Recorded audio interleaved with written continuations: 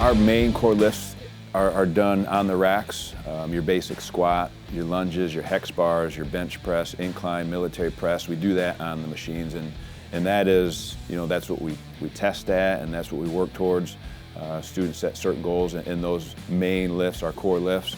But we also, once a week, because we're a total body strength program, functional strength program, and it's nice, whether we throw the machines. We're fortunate to have 4 hip press machines, 4 belt squats, and we have 8 glute ham machines. We have 1 chest press, a pull down, and 2 neck machines. So in terms of getting kids on there, we don't have, we don't have 16 of those, but we definitely have a way to get kids through a rotation on them, and that involved with the turf.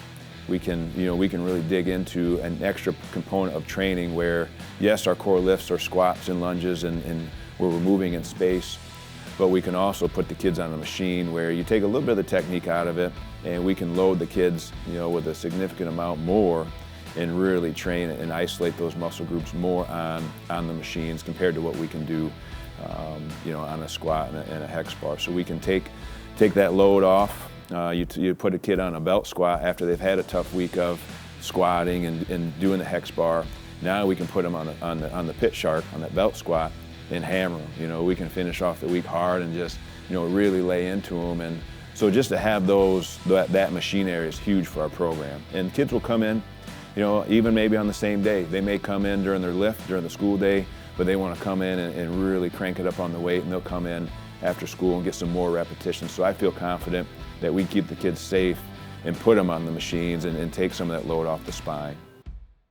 For me, in terms of really going after heavy 1-rep maxes, it's 1 coach, 1 teacher on 48 students, and you can't be there for every single kid.